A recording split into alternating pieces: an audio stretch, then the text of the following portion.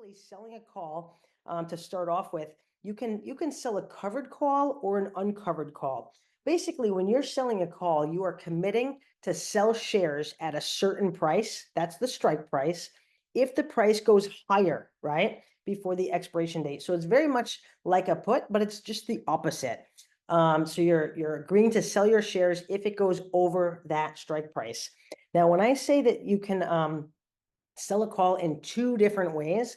You can be covered or you can be uncovered or naked, right? Now, we are always really going to be talking about covered calls. So this entire presentation, I'm going to talk about covered calls. What does that mean? That means you already have the shares. So I have 100 shares of Apple and I bought them at $100 and I'm going to sell a $105 call against them, right?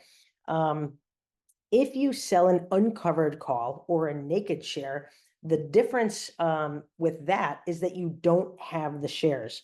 And that's a very aggressive strategy. Some people do that.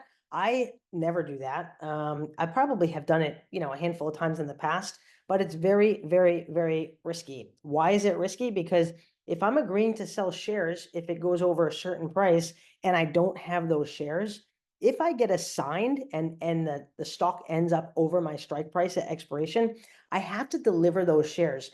Now, it doesn't mean that I can't do that, but basically what that does mean is that I have to go to the market and buy those shares. So typically I'm going to end up losing money. And really, like the ability for a stock to go up, it's really like infinite, right? So going back to selling a naked put or an uncovered put, that means that you don't actually have those shares, right? So let's give you an example. I want to, or a naked call rather. I want to sell a call on Apple, $105 call, but I don't have those shares. Let's say the price goes up, and really the price can actually go up to infinity, right? There's no ceiling as far as how high a price can go up. So let's say the price goes up to 120, 130, 140, or whatever that number is. If that contract expires and I have to deliver those shares, I have to go buy them in the marketplace. So I have to buy them at sticker, right? Like $140 or wherever the market is trading at that particular time. And then I'm selling them for $105. So it's very, very aggressive. So we're not going to talk too much about naked calls because really the strategy that I use and the strategy that I love to share with other people is a strategy that's sustainable, consistent, sustainable, as low risk as possible. Now, there's always obviously going to be risk in the stock market, but really the trick is to identify what that risk is, understand it, and mitigate it. And yeah, so we want to make sure if we're selling a call that it's always going to be covered. Now, I do want to specify you don't have to have the shares for a particular time in order to sell a covered call, right? So what do I mean by that is this. You might already have shares of Apple as an example, and maybe you bought them last week, last month, 2 years ago or whatever. You can sell a call against those shares. You can also, let's say if you don't have any shares of Apple at the moment, you can go buy shares and sell a call right afterward. So there's no time frame in which that you have to hold that stock for. So that's something to keep in mind, right? Now, we talked a little bit about what does a covered call mean, but again, it's going to be basically the opposite of a put. So you already own the stock. You're agreeing to sell your shares at a specific price. So that's going to be called the strike price. If and when the stock price goes higher than the strike price. And that has to happen before the expiration date. Remember, guys, once the contract expires, it's over. It's kind of like car insurance. I have car insurance for my car and I pay a premium of $1,000 for 6 months. Let's say my car insurance comes up for renewal and I don't renew my policy. If I have a car accident the following day, the car insurance company is not going to pay my claim because the contract is not in force. This is the same thing. So the stock has to go higher than your strike price before the expiration date. Now, just like selling a put, like we talked about yesterday, anytime you agree to do something like this, you're agreeing to sell your shares at a certain price, you're paid a premium.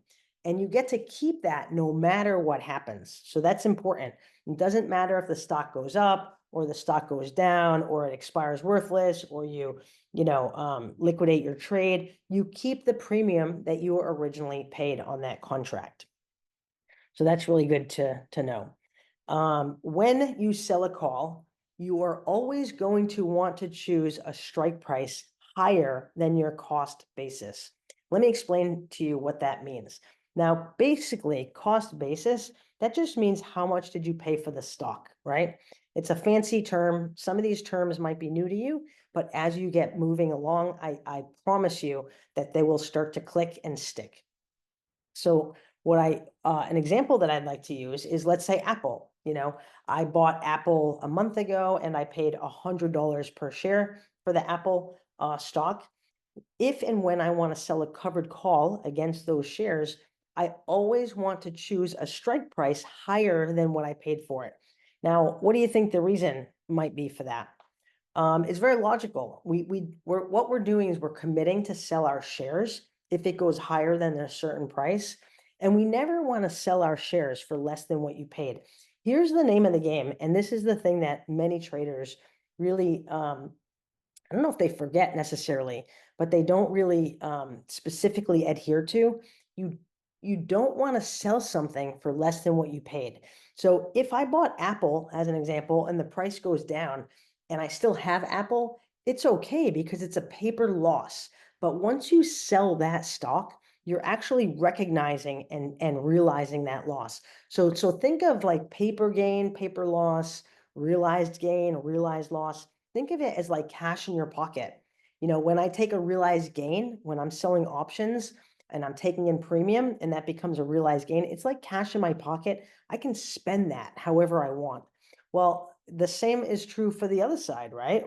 If and when I was to take a realized loss on something, I have to take cash out of my pocket and I never get that back. So you want to really keep in mind to minimize ever taking a realized loss. Now, does that mean that never happens? No. I mean, sometimes things happen, a scenario might come up, but you want to minimize that as little as possible, right? Let's see.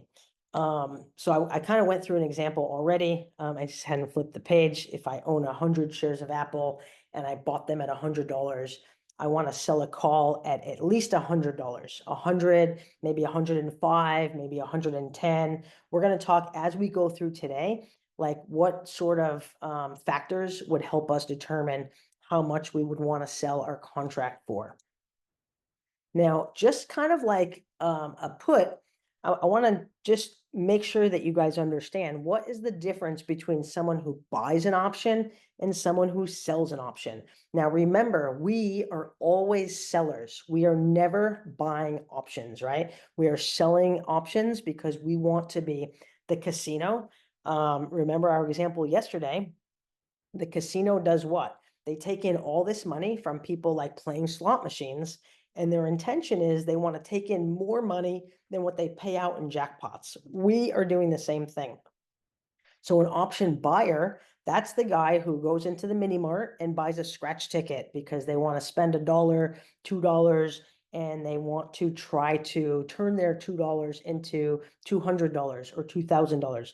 They're gamblers, right? They can make money if the price goes up, but most of them lose. And like we talked about yesterday, most options expire worthless. That's why we want to be option sellers, right? Also, keep in mind that you can get out of the trade at any time. So here's what I want you guys to understand. You do want to give a lot of thought into the factors and the elements before you place the trade, but it's very good to know that everything is always flexible. If you want to change your mind, you can do that. So keep that in mind. We're going to talk more about that as today goes on. For those of you who maybe have a smaller account or something like that, I want you guys to understand that these strategies, selling a put and selling a covered call, works in all account sizes. You can have a small account, mid-size account, large account. People sometimes mistakenly believe, I have a small account, I only have $5,000 or $10,000. So I want to look into these sort of sexy strategies, right? That people talk about online, poor man's call, or I don't know, leaps and different things like that. Here's my experience. First of all, I do want to say, like I said yesterday, and probably the day before, everybody does things different. What works for me, maybe you might find a different groove, but in my experience over the tons of years that I've been trading, it's much easier when you focus on easy, sustainable things, right? Don't make things too complicated. Somebody said a long time ago, KISS, keep it simple, stupid, right? So that's kind of what I do. I just want to make money every single week, and I want to do the same thing over and over again. So let's go back to selling a covered call. You own the 100 shares of stock. You're agreeing to sell your shares at a certain price, and you're getting paid a premium. Now, one of two things is going to happen. If the contract expires, the stock is either going to end up higher than the price or lower than the price. Either way, you get to keep the premium. So keep that in mind. That is, I know I said this before, but I reiterate it because for some reason, sometimes, especially when traders are new, they neglect to remember that you keep the premium. Once you make the trade, that premium goes into your pocket. So you don't ever have to give that back. Just like the car insurance analogy, right? I pay for car insurance for 5 years. I never have a car accident.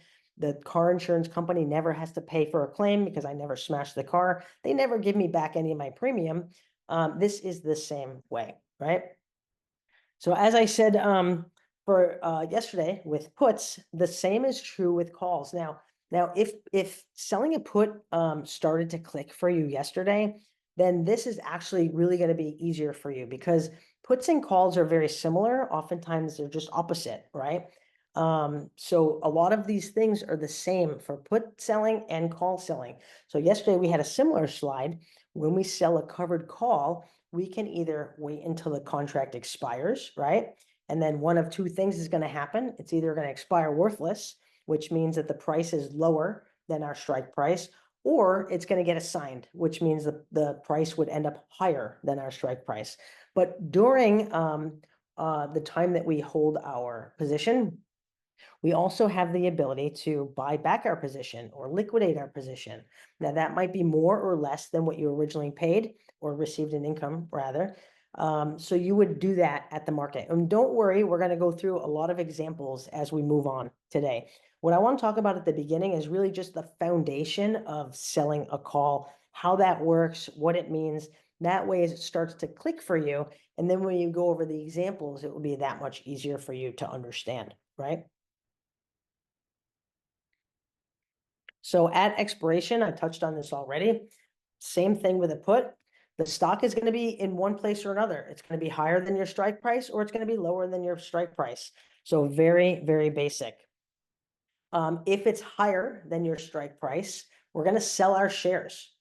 And if it's lower than our strike price, we get to keep our shares, and then we can sell another call Monday. The following week. I'm going to talk more about that as we go.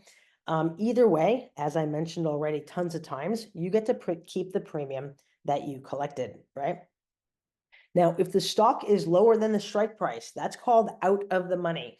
So we don't necessarily have to maybe remember these terms, but it is helpful as we get more experienced and as we kind of get our feet wet and start trading, that some of these terms start to become familiar to us. Out of the money just means it's lower than our strike price. It will expire worthless, right? That means that there's no more risk on the table. Next week, we choose another trade. If it's higher than the strike price, so let's say in my example, I have 100 shares of Apple and I sold a $105 call. Let's say Apple price ends at $110 on Friday. My shares will be called away, right? What that means is I'm automatically going to sell those shares. Now, you don't have to do anything different. It all happens automatically. Your shares get removed from your account, and the value of those shares get dropped into your account, right? This is called in the money, right? As I mentioned before, you can also liquidate your position prior to the expiration date of the contract. And that's very helpful because we want to have flexibility. So when we sell an options contract, we have these ideas in mind and we think through all the different scenarios. However, we want to have some flexibility in case something comes up. Let's say, I don't know, something comes up in the overall economy that we didn't anticipate. Let's say we had to access some of the money that we hadn't anticipated. You do have the ability to liquidate your position. And buy that back at the market, which might be more or less than what you originally sold your contract for. Now, I want to go through an example. Some of the examples, I'm going to share my screen again throughout the day, as well as the rest of the week. And I also have some screenshots of my account to really illustrate sort of how some of these processes work and what that means for you. So BMNR, this is just a screenshot of 100 shares of BMNR in my account. That's BitMine. It's kind of like an Ethereum type stock. It's fairly new.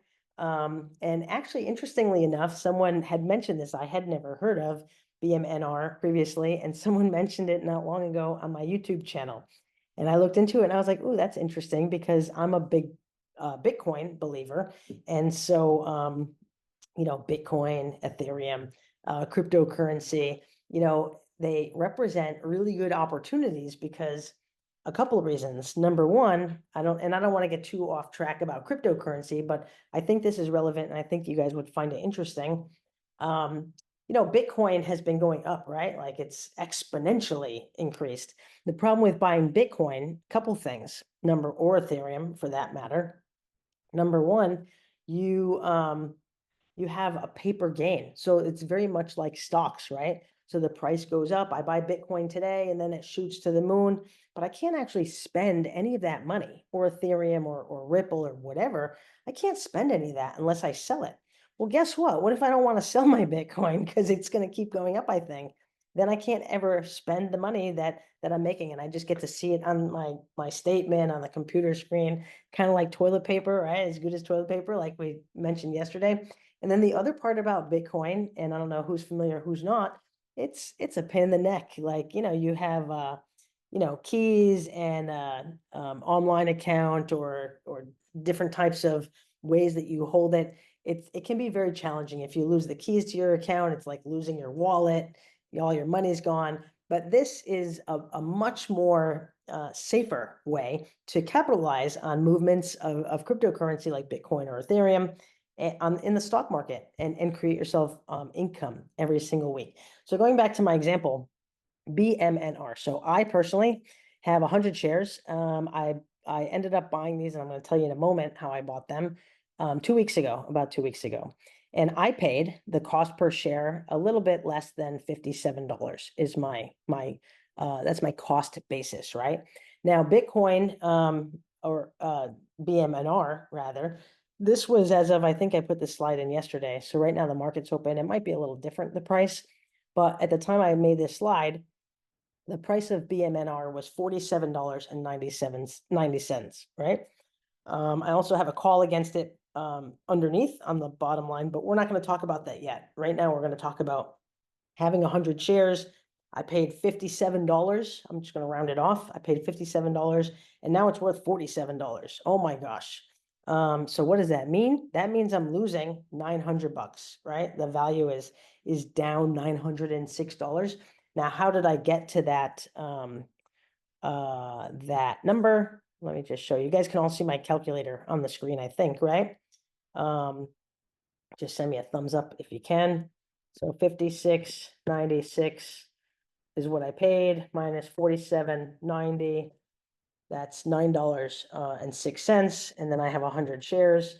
So that's how I got to that number. So again, you don't have to be a math whiz or anything like that. You can just use a calculator for lots of this stuff.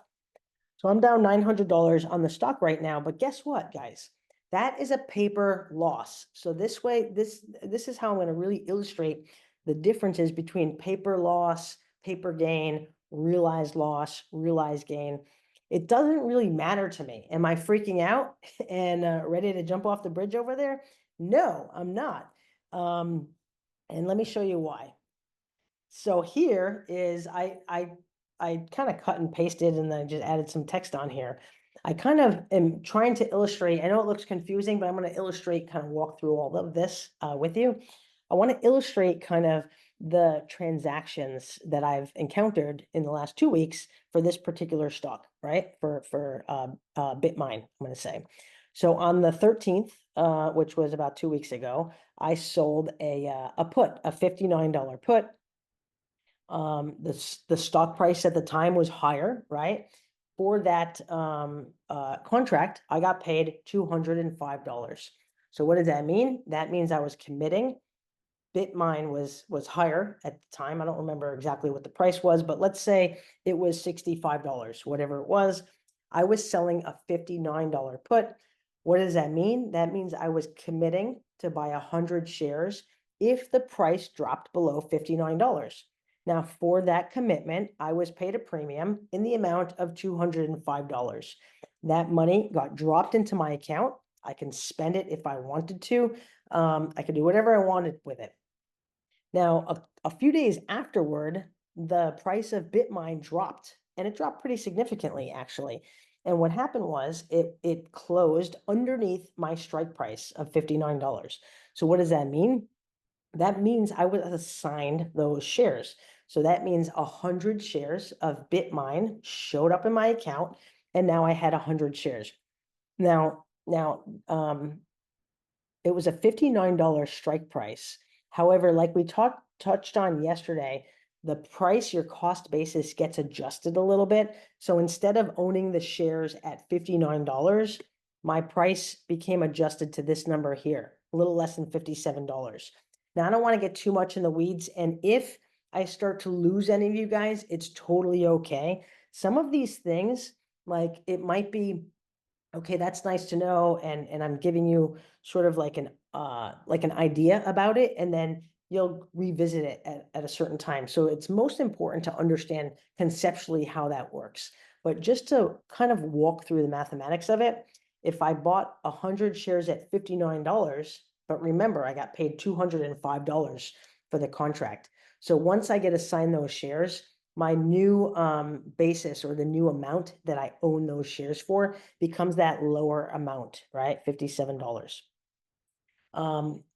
Ask me questions if you don't understand, and if you don't understand quite understand this piece, it's totally okay. We'll keep going so you kind of understand the conceptually how it works, because now I have 100 shares of Bitmine, right? Then what do I do right afterward?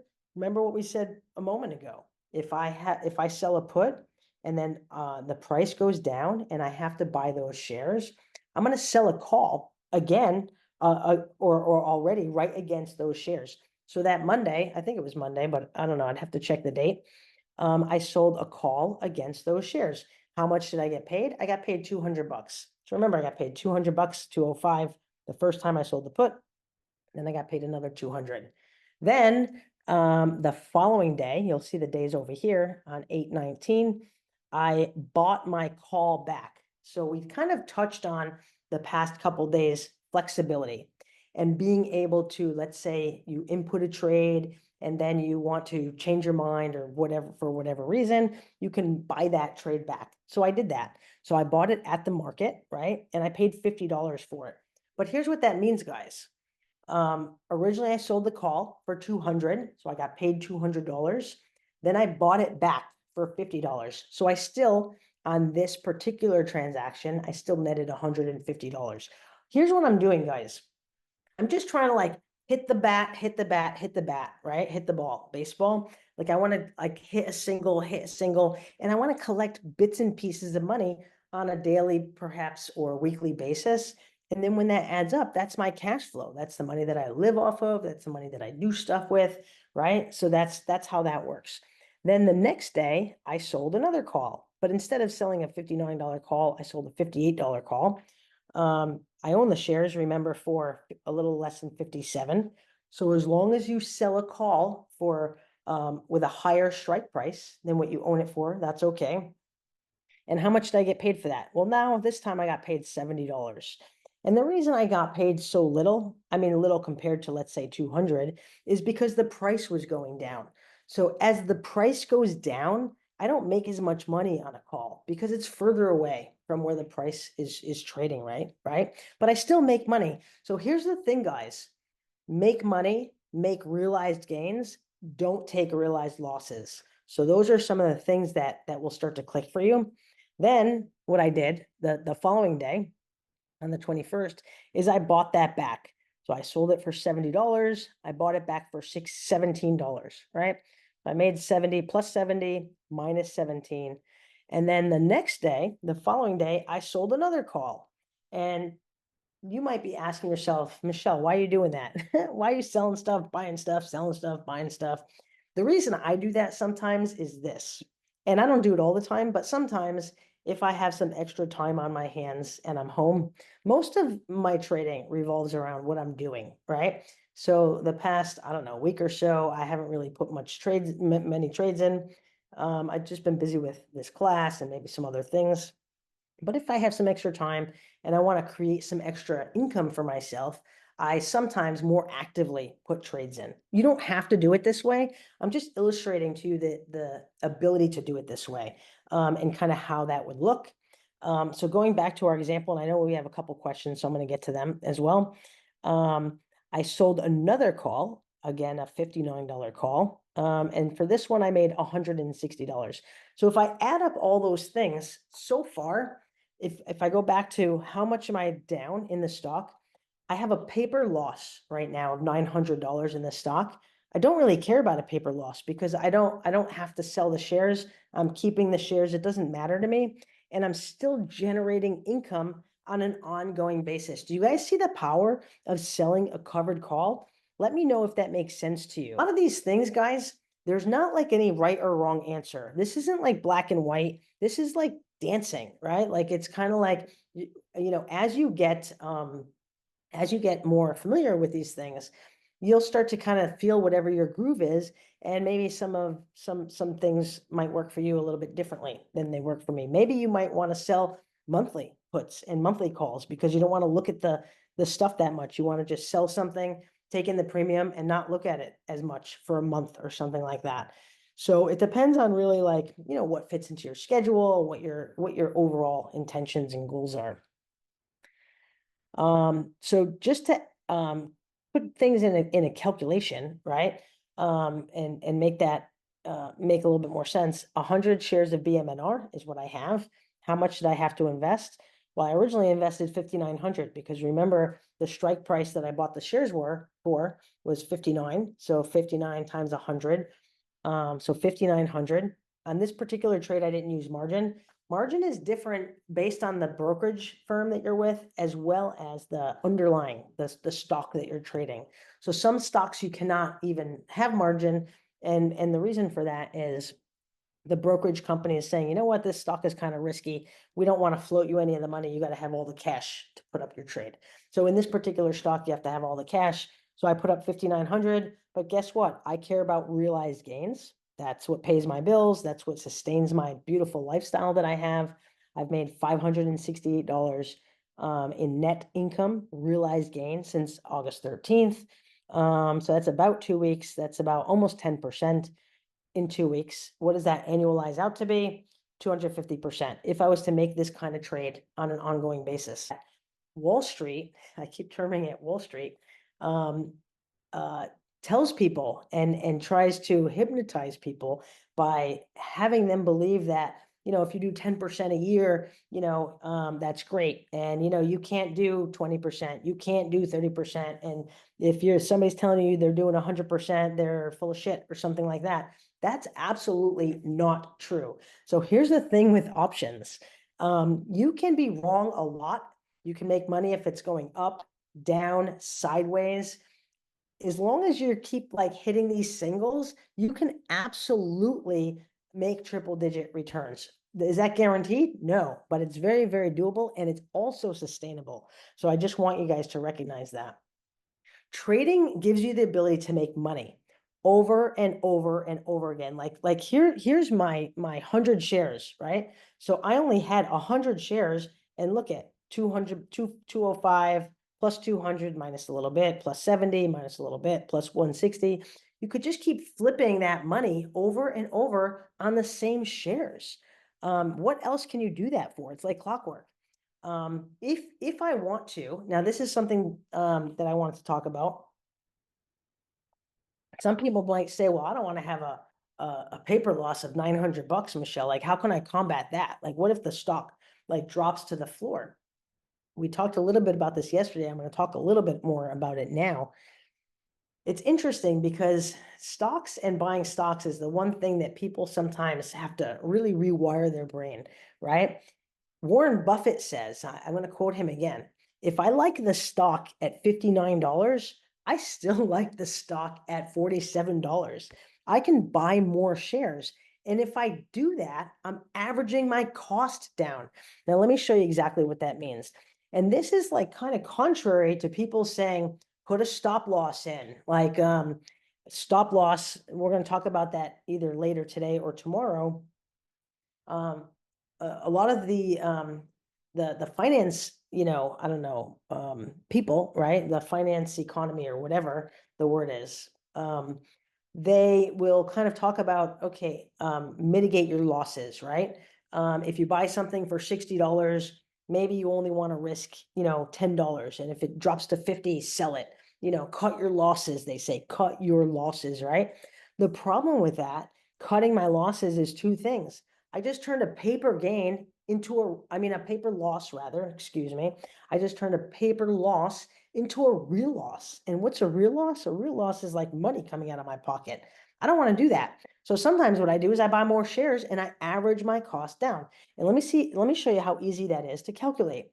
Okay, I bought 100 shares at 56.96, right? I think you guys can all see my calculator on the screen.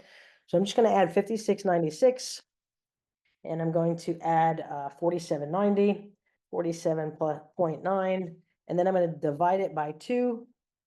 And that means now I have 200 shares with an average basis of 52.43. So I could do that if I wanted to. Or also, if I wanted to, I can sell a put on the same stock. So let's hop into my trading platform and let's see. I think let me make it bigger so you guys can see it. So BMNR right now is trading at $46.64. Holy smokes, it's down 6% today. Am I freaking out and jumping off the bridge? No, I'm not freaking out. Let's see if I sold another put, how much money I could make. Well, I always look at short-term trades. The 29th, that's only in a couple of days because today is Wednesday. So let's start by looking at Friday rather. Let's say if I wanted to sell a $45 put, right? So right now the price is at $46.53. It's obviously changing because this is live data. If I wanted to sell a $45 put, I'm not gonna talk about the bid or the ask right now. We're gonna hold that off till probably tomorrow. I'm just gonna look at the last trade. How much is the price right now? Well, it's 1.2. What does that mean? That means 1.2 times 100 because each contract is 100 shares. That means I'm going to collect $120, right? If I was to sell a put expiring Friday. So I only have a 3-day obligation today, tomorrow, Friday. I take in $125 in premium, or 123 now, $123 in premium. I'm committing to buy 100 shares of BMNR if it drops below 45 by Friday. If it doesn't drop below 45, I don't buy the shares. But either way, I keep the $123. And if I do have to buy the shares, that is an example of now, again, averaging your cost down. Does that make sense? So you have a lot of flexibility when you're trading. Now, some of this stuff might be confusing, and I encourage you, don't get frustrated. Don't like throw your hands up. Oh my gosh, I can't listen anymore. It's too much stuff for me. It's okay if you're not clicking with some of these things. This is one of those things, like it just takes practice, right? So as long as you understand the basics of the fundamentals, which I'm going to kind of stress as I go, that's the most important thing. And then you can kind of, improve, I would say, your skill as time goes on, right? Basically, even when the price goes down, Selling a covered call is literally like having a house and Airbnb it out. Like I have my stocks is my house, right? And I'm renting my stocks out via the covered calls and taking in premium. Same as Airbnb. I own a house on the beach, let's say, and I rent it out and somebody's paying me to stay there and I get paid on an ongoing basis. But you know the best thing about covered calls versus Airbnb? Because I used to have villas in the Virgin Islands for a long time, many years, 10 years. And it was great. Many aspects of it was great. But I'll tell you what, like the biggest pain in the neck part was customers, number one, and then like workers, employees, right? This is getting all the benefits, but having no workers, no employees, no customers. This is something that anyone can do. Obviously, you have to have a little bit of money to start, right? Like at least a couple $1,000 or something like that. But if you have a couple $1,000 and you don't quit, you can be successful. Right. So it's kind of like this. So my example of BMNR, me having bought it at 49, now the price is, or 59 rather, 59. Now the price is like $47. Oh my gosh, should I freak out because I'm down $900? No, it's kind of like this. It's kind of like having a house. I paid 500K for my house and I Airbnb it out. Now the real estate market is down. And if I sold my house, it's only worth 400,000 bucks. I bought it for 500,000, my house. Now it's worth 400,000. Do I freak out? No, because it doesn't matter unless you sell your house. This is the same thing. My BMNR stock that's down 900 bucks, it doesn't matter unless I sell those shares. And I'm not going to do that. Guys, you only take a loss if you sell something for less than what you paid.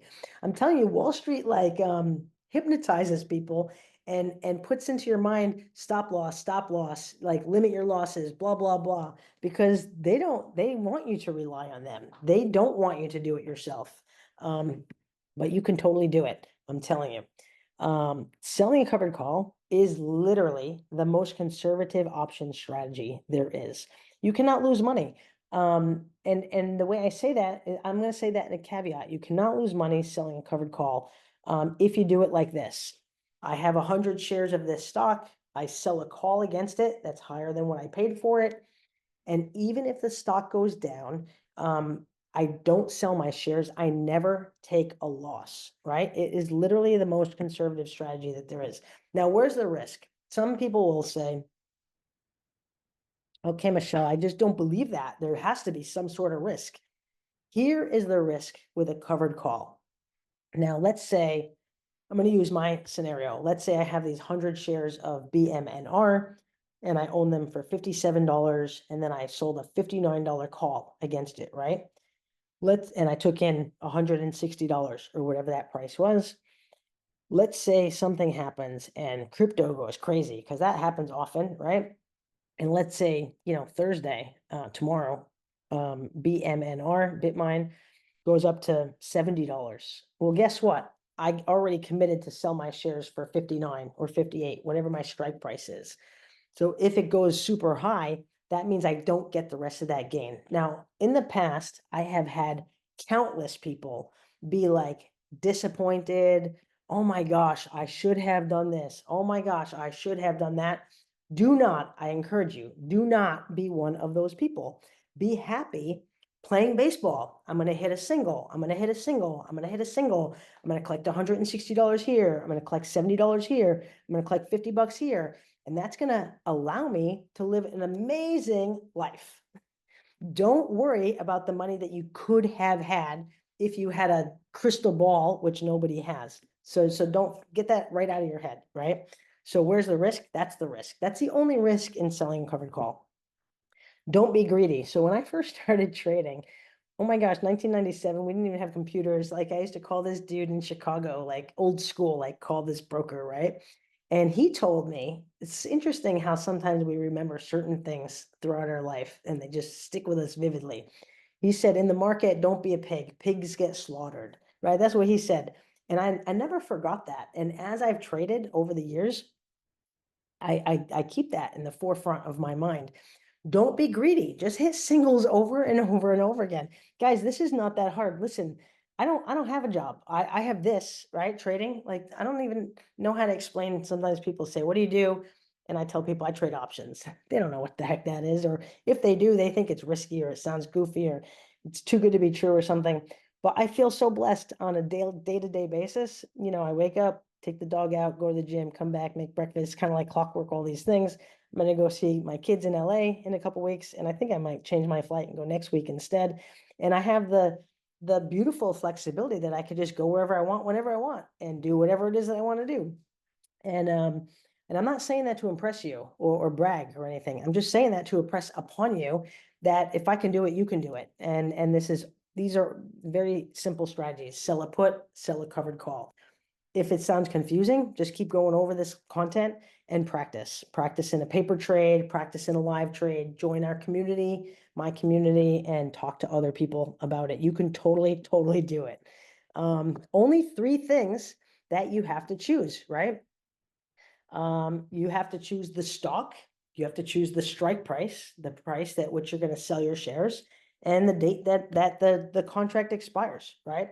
Very much like yesterday, we talked when we sell a put, what do we choose? We choose the stock that we're going to trade, we choose the strike price, and we choose the expiration date. This is the same thing, guys.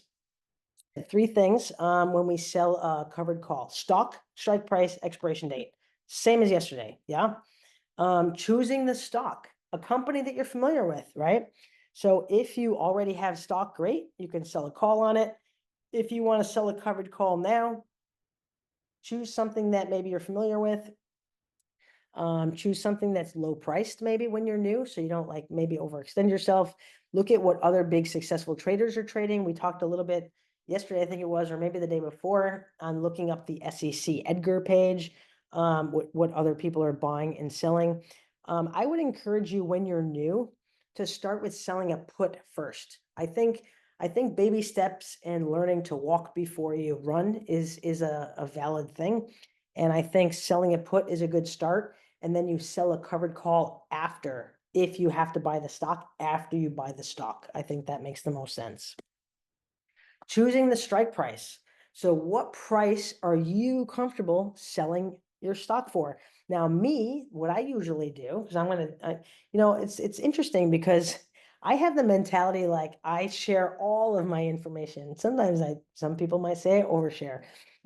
Your success never minimizes my success. So I want to kind of tell you what I've been doing. Here's what works for me. Here's what hadn't worked for me in the past. Here's what I learned from these scenarios. And I hope that helps people, honestly. Like I don't know, again, it's like maybe ego, like it just feels so amazing when I can teach somebody how to do something so cool like trade stocks. Trading options is like, I don't want to say magic, but it is literally as close to magic as you can get. Like I said, you could do it from anywhere in the world. You could do it in your gym clothes or your pajamas, and you got no employees and no customers, and you make money for yourself every single week. Like, I don't know why everybody doesn't do this, honestly. So you choose the strike price. Getting back to what I was going to say, personally, I always choose a strike price at what I paid for the stock usually, or somewhere close to that.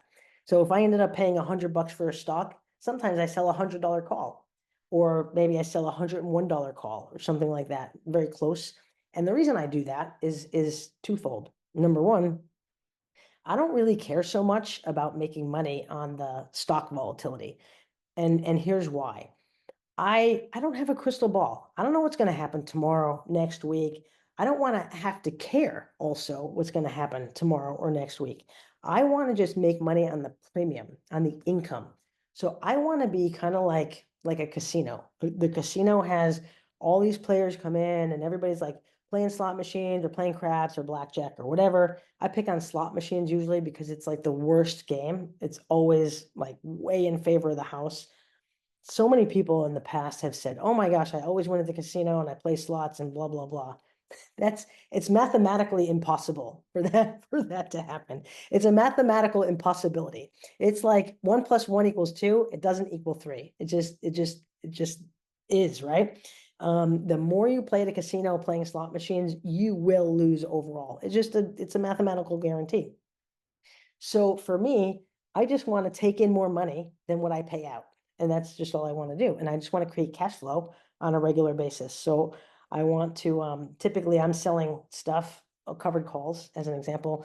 I bought the stock for 100 and I sell $101 call or $100 call. And yeah, so that's kind of me, but what works for you might be something different. Remember the rule. We talked about this yesterday. It's the same thing. It was the same for puts as it is for calls. The closer the price is, the strike price to where it's trading now, the more money you're going to get paid, right? Conversely, the same thing. The further away it is from the strike price, the less you're going to get paid. So it's identical to the rule that we spoke of yesterday regarding puts. How do we choose, right? I mentioned that I choose like, what we call at the money, right? If I own something at the money means I own it for 100 and I'm selling $100 call, or I own it for 100 and I'm selling $101 call. It has the highest likelihood my shares will get called away, but I make the most amount of money. So I like to maximize my income, and that strategy works for me. Some people, now we haven't talked about delta yet. I don't think, maybe we might have touched on it, but delta is basically kind of like the statistical likelihood that the price is going to go there before the expiration date. So if you choose a 30 delta, it's kind of like a good sort of middle of the road thing. Let's look at an example. So I'm going to use my BMNR example, right? So let's say I'm selling a covered call right now. And let's say I don't even have any BMNR, but I want to buy some right now, and I buy it right now, 100 shares. And then I want to sell a call against it that expires Friday. So delta, you remember the strike price is down the middle, right? Right here. And then puts are on the right side of the screen, calls are on the left side.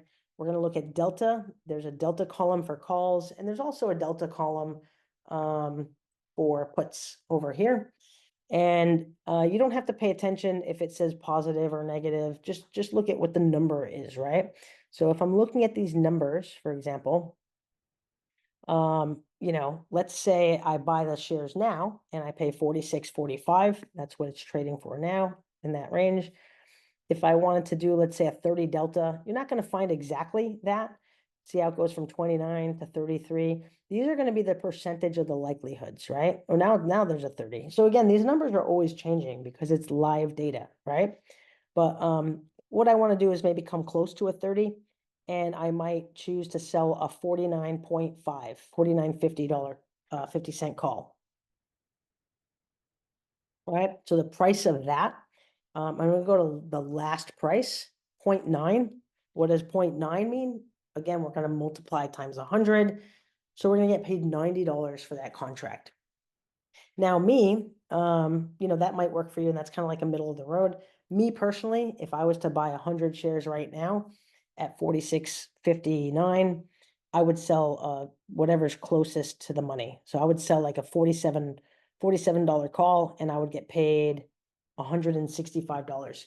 And again, the reason behind that is I don't really care about the price appreciation so much. I want to maximize how much premium am I going to make? How much income am I going to make? But it's not like a one size fits all. You have to find your groove as you go. Yeah. Also choosing the expiration date. So this is kind of similar, right? So let's go back to our example.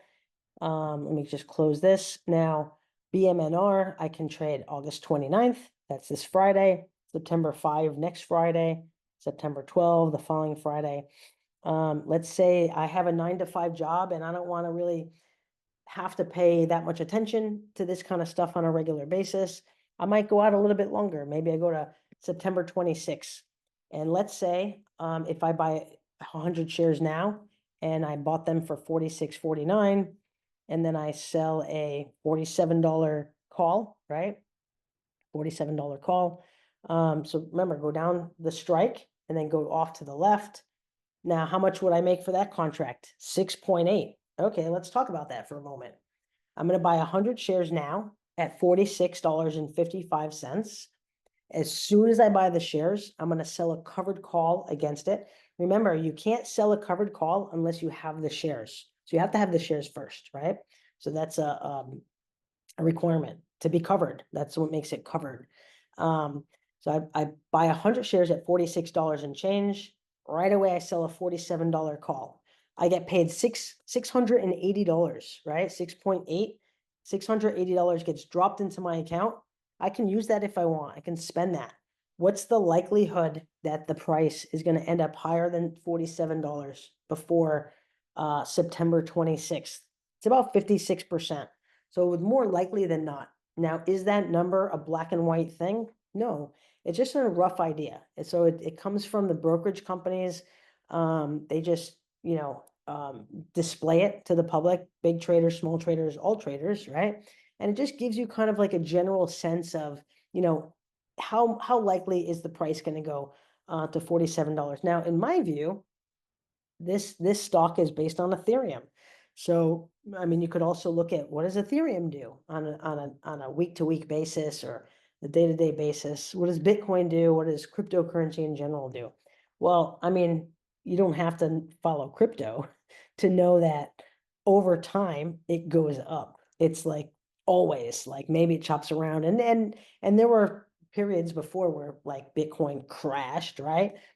When something crashes, it gives us an opportunity to buy more if we have money to do so. And that's how we can make a lot of money. But this could be a good trade. Let's calculate to see if this might be a good trade. Okay, let's calculate it on the put side. I know we're talking about calls right now. However, like I said, if you're new and you start putting a trade in, really, I would highly suggest that you start with just selling a put, right? So let's just go through an example. This is such good content. You guys like this content? Man, I think everybody should sell options. It can honestly like create an amazing lifestyle, and it's not that hard. And once you look at all these hearts and thumbs up, I appreciate that. I think the only people that don't trade options are people that they just don't understand and they don't want to understand. But that's why kudos to you guys for being here. You are in the right place at the right time. I promise you. So I get so excited talking about this stuff. All right, so BMNR is at $46 and change, right? Let's sell a put against BMNR. We're looking at September 25. Now I don't usually go out a month, but we're gonna go out a month because lots of people watching this content have 9 to 5 gigs and maybe they don't have a bunch of time or they don't want to pay attention that much. So we're going to use this as an example, a good learning example. So let's start somewhere. Let's say I certainly don't want to buy it at 46 because why? I don't want to pay sticker for anything ever, right? And certainly not for my stock. So let's say I want to buy BMNR if it drops below 40 bucks. And by the way, we haven't talked about volatility yet, but I want to talk briefly about volatility. See this row right here, implied volatility? So we talked about delta. It's all the way to the right of the screen, implied volatility. And there's also obviously implied volatility for calls. Whatever there is for puts, you're going to have the same information for calls. We talked a little bit about this yesterday, and it's on our agenda to talk about today as well. And I think somebody also asked in the question today or yesterday, the higher the implied volatility, the more premium you get. So look at the implied volatility for this, 115%. It means it has a lot of swing. So as long as I'm comfortable holding it, and I'm not going to freak out if it goes down, which I'm not, right? Because I took Michelle's course and I'm not going to freak out and jump off the bridge if my stock is low. So I'm going to sell a $40 put.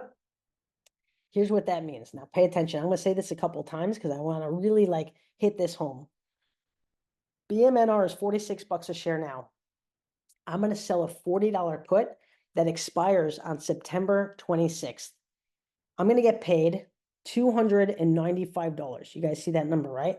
$295. What that means is I'm committing to buy 100 shares of BMNR if the price drops below $40 between now and September 26th. Now, it could drop below and then pop back up and drop below and pop back up. It's up to the particular person, the individual, honestly, to exercise that option. But usually, it doesn't matter if it goes up and down, up and down. it has to close, generally speaking, under $40 on September 26th for me to have to buy those shares, right? For this commitment, how much money do I have to have? Anybody know? There's no chat, so how can you answer? I'm going to answer for you. If I'm committing to buy 100 shares at $40, what do? I do 40 times 100, right? $4,000 is not that much money. And can I use margin on this? Well, you can't with Schwab because they say that BMNR is too aggressive and you have to put up all the money. So I have to have $4,000 in my account to make this trade. And I'm going to make $295. Now let's see if that's a good deal. Now I have tools that I'm creating to make this easier, but in the meantime, just use a simple calculator, right? $295 is the income that I make, right? $4,000 is the money that I have to have in order to make that trade. What is that? That's 7%, 0.07375. We're just going to round it off to say 7%. What does that mean? That means I'm making 7% on my money. However, I'm only keeping that money wrapped up for a month because I'm looking at a September 26th contract. So I'm not going to get super detailed and calculate the days, but I'm going to say that's about 1 month from now. Is that fair to say? It's about 1 month. So I'm going to take 0.07375, this number, and I'm going to multiply by 12. Why? Because there's 12 months in a year, guys. That's why. This is not rocket science. Anybody can do this. I'm telling you, if it sounds confusing, it's okay. It's new. So if it sounds confusing, like it's not you. It's just that the content is new. Man, when I was living in Bali and I was taking Indonesian, I was like, oh my gosh, everybody says that this language is like the easiest language to learn, but I couldn't remember it. But then I just kept practicing, right? I kept reading my content. I was working with a tutor every like couple days a week, whatever, and I was practicing with some friends. And practice, practice, practice. This is the same thing. If you're confused, don't worry. 7% I'm making my money. I'm making 7% for 1 month. I'm multiplying by 12. And what do I get? 88% per year, guys. So you see how easy it can be to make triple digit returns? It's not that hard. And by the way, let's look at all the numbers, all the relevant numbers actually. What's the delta? What's the statistical likelihood that BMNR is going to go from where it is now, $46 and change, to $40 before the expiration date of September 26th? It's 26%. So it's not that high. So it's more likely that it won't close lower than $40. What does that mean? That means we make the trade, we get paid the $295. The contract expires worthless because the price stays higher than $40. And then there's no more risk on the trade. Then I can do another trade that following Monday. That trade is over, right? So that's what that means. This is amazing stuff. Like I said, let's look at BMNR again. This is a good example. August 29th, September 5th, September 12th. You choose the stock. You choose the strike price. You choose the expiration date. Me, I usually just look at this week. And sometimes because today's Wednesday, I might look at next week, like BMNR, probably after this video is done. Maybe I'll look because I have 100 shares at a higher price, and right now the price is down 6%. When stocks are down and other people are freaking out, that's the best time to sell a put because you get paid more money. So I might look at next Friday, maybe, let's say a 40, let's say if I feel comfortable to, selling it closer to the money, a $45 put. You see how the price is down 6% right now. This contract is up $92 from yesterday. So when prices are down, puts are more expensive. When prices are up, puts are prices are up, puts are cheaper, right? So it's always going to be the opposite. And don't worry if you forget, like it will start to become logical, because here's the thing, like, when something's going down, down, down, down, down, and everybody's freaking out, that's when the price is highest, right? It's kind of like, I don't know, like sometimes when there's limited resources in something, and then that particular item goes for sale for a higher price, kind of similar. So let's say I wanted to look at next Friday, and let's say I want to be closer to the money. I can sell a $45 put for 252. Let's see what the rate of return is on that. Let's see. So I'm going to take in $252, right? I'm going to commit $4,500 because it's a $45 put times 100 shares. That's 5.6%. And I'm going to multiply that times what? Maybe it's not, it's a little bit longer than a week. I'm just going to do divided by 3 because I'm going to hold it for 3 days. Or no, not, excuse me, not 3. Monday's a holiday. No, maybe not Monday. Let's say 8 days. Wednesday, Thursday, Friday this week, and all of next week, right? So 8 trading days. The times 252 trading days per year. I'll just get a more precise number for you guys. 176% on my money. It's a pretty good deal. So you can see how you can start to, become a believer that you can totally make 100% triple digits on your money, and you don't necessarily have to take a lot of risk. You don't. The longer you commit for, it's just like the put yesterday that we talked about. The longer the time frame is, the more money I'm going to get paid. The shorter the time frame, the less money I'm going to get paid. I like weekly because I just like to flip things like every week and lock in my gain, my realized income, and move on. Calculate the premium. So we kind of went through that on how that works. I encourage you guys to calculate it both ways. What I mean by that is this. We just calculated the premium, the rate of return on BMNR, and I used how much money I need to put up, and I did not assume any margin. But let's look at something assuming margin, right? So let's look at Tesla as an example. Tesla, you can use margin on. And the easiest way to look at some of this stuff, first I'm going to look at a chart. I just always kind of look at a chart. And you see kind of like, okay, well, where's Tesla been going for the past year? Let's say Tesla's right now $350 and change. And let's say I'm going to look at a contract for this Friday. And I'm going to look at a strike price of, I don't know, let's say $340. So right now it's $350. And I want to look at, a $340 put that expires this Friday. Well, it last traded right here, 1.59, right? $159. By the way, it has a delta of 21, so it's not very likely that it's going to go from where it is now down $10 in just the next couple days, right? But if it did, you're committing to buy 100 shares, right? So let's first we can calculate what we need for margin. So depending on who you trade through, is different. So this platform is Thinkorswim.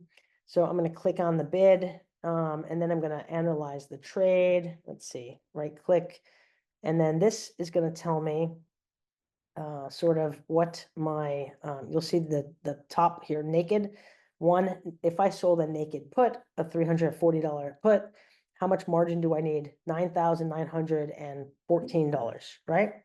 So then what we do is we calculate what the rate of return is. It's $160. So $160 divided by, it was like $9,900, right? Margin. That's like 1.5%, 0.016, but that's only holding it for 3 days, right? Because this is an August 29th expiration date. So what am I going to do? I'm going to do divided by 3, and then I'm going to times 252 because there's 252 trading days in a year. And that's 135% on my money. It's pretty good, right? But let's also calculate if I had to put up all the money to buy the shares, because here's the thing, and we're going to talk more about margin tomorrow and the next day, Friday for sure. But margin is the one thing that gets most people in trouble. It's like the one thing that can totally blow up your account if you don't understand it, if you don't prepare for certain things. Because even though I only need $9,900 to put this trade up, if the market goes down, my requirement is going to go up. And I don't want to get too detailed here, but I will say this. I mean, really, you're committing to buy 100 shares at $340. That's 34 grand, like not using the bank money. So let's calculate it in that regard as well. So we had $160 premium, and let's assume I have to put up all the money, which is 34,000, right? So 160 divided by 34K. That's for 3 days. Remember, Wednesday, Thursday, Friday. So divided by 3. And then I'm going to times 252. That's still 39%. So this is what I'm talking about. Wall Street, like brainwashing people and telling you that be happy if you make 10% on your money, 12%, like you can't do 20%, you can't do 30, 100% is unheard of. No, even assuming putting up all the money and making 39% of your money. It's not too shabby, yeah? So let's keep moving forward. We have about 38 minutes left, right? Calculating the rate of return. It's easy. How much premium do you need? Or how much premium are you making, rather? How much capital do you need to make the trade? How many days are you holding it? And then you just calculate it, right? You just do exactly like I just did on a calculator. I'm building some tools to make that stuff automated. If you want to go on the list to be the first to know about it, that's going to be a paid program. Yeah, I'm going to be done with that pretty soon. But that can be very beneficial, but you don't need it either. You could just use a calculator if you want to do it manually. That's how I've been doing stuff for years until I started being automated. Aim for trades that make over 100% annualized. You know, people might think you're crazy doing that, but like, here's the thing. This is what I do. This is what I do in general in my life. I aim for the moon and I hit the stars.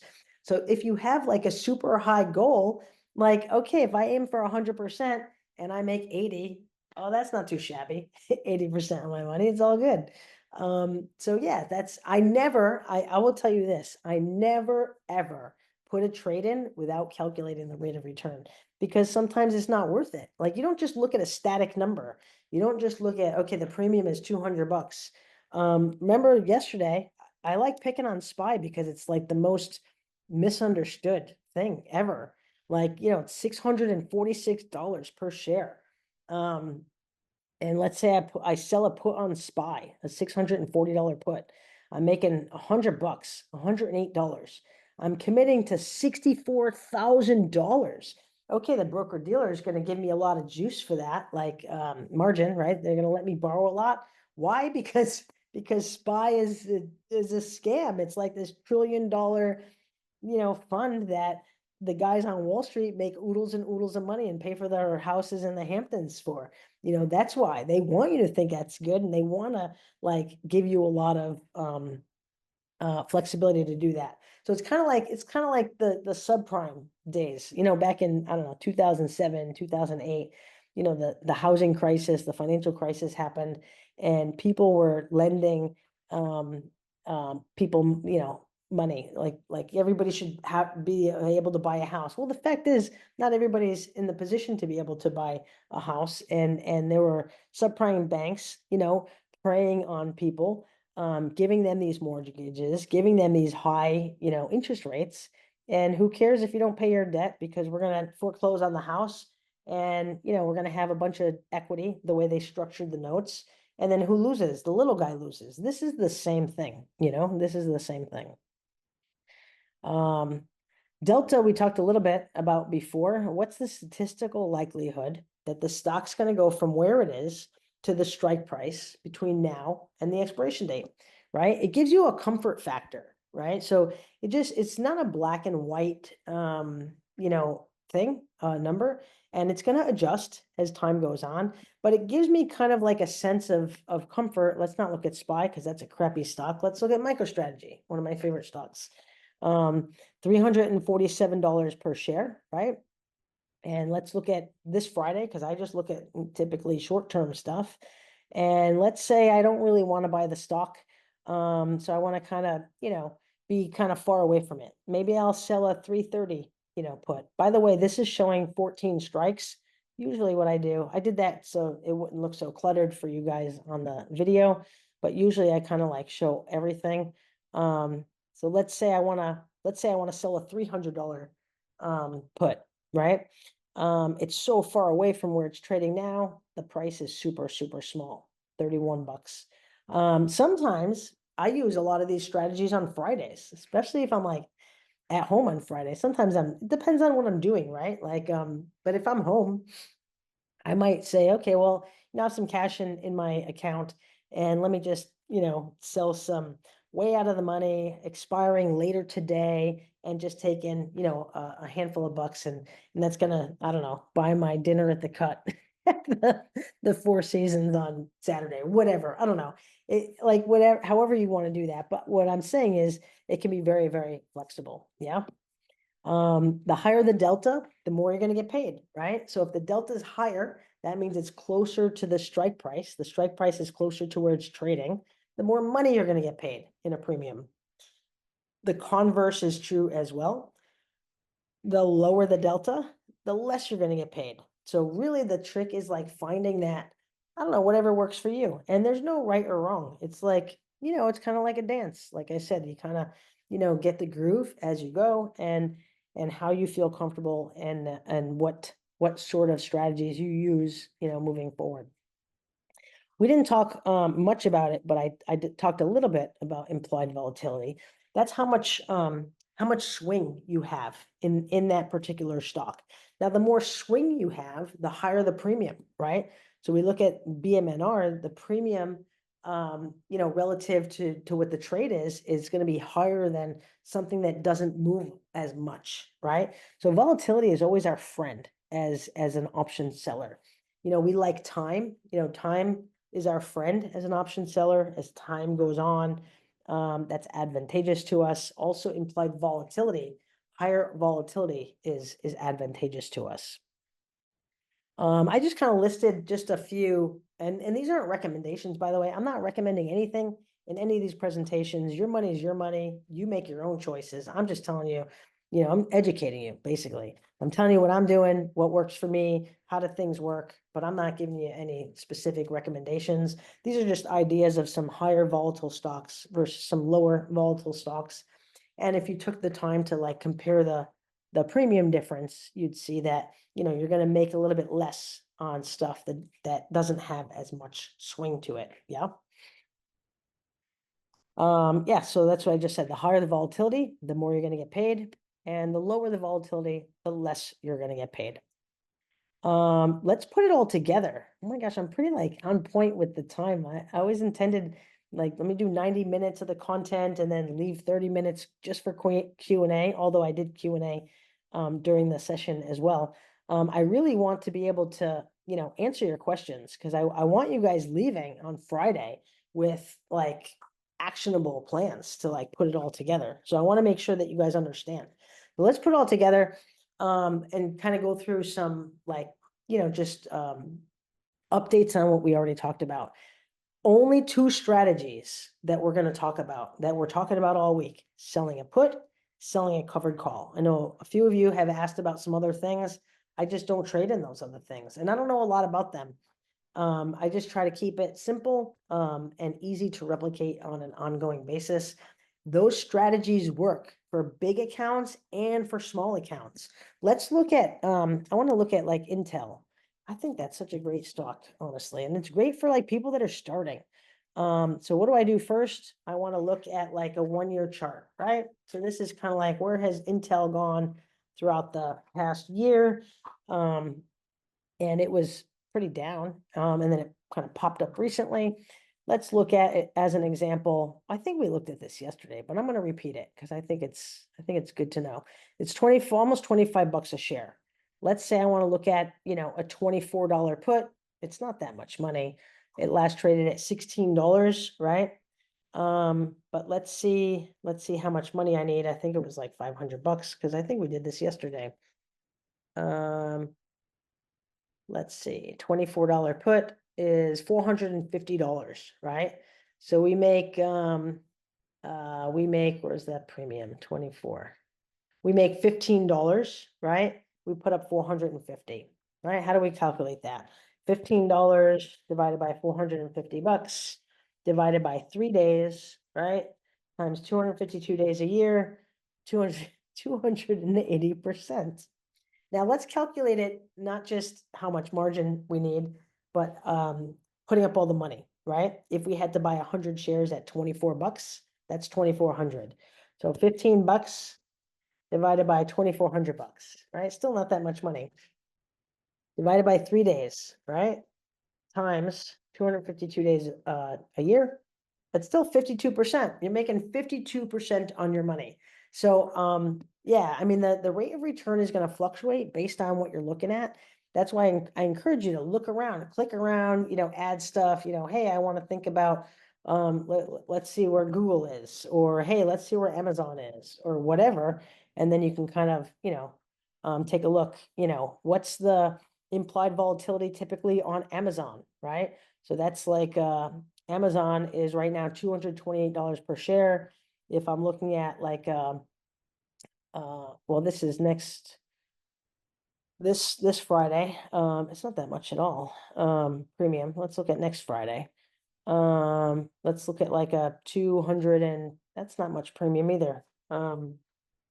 The volatility is pretty low, 26%. That's low volatility. That's why the premium is not that much. But click around and check and feel like try to oops, sorry about that. Start getting your groove, what you feel comfortable doing. Again, only two strategies: selling a put, selling a covered call.